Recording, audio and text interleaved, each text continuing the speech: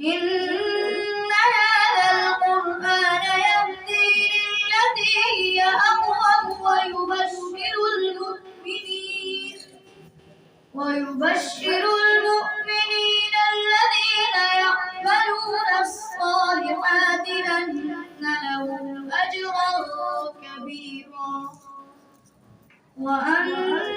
الذين لا يؤمنون بالآخرة أعتدنا لهم عذابا أليما ويدعو الإنسان بالشر دعاءه بالخير وكان الإنسان عجولا وجعلنا الليل والنهار آيتين فمحونا آية الليل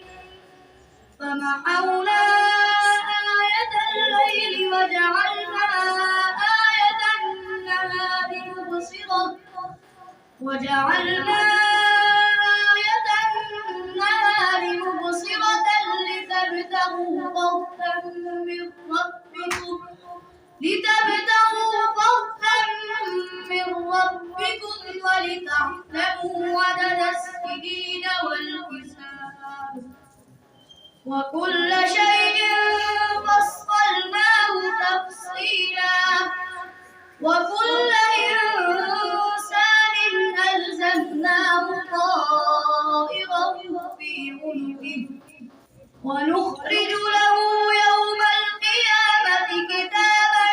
يلقاه منشورا اقرأ كتابك كفى بنفسك اليوم عليك حسيبا من اهتدى فإنما يهتدي لنفسه ومن ضل فإنما يضل عليها ولا تزر وازرة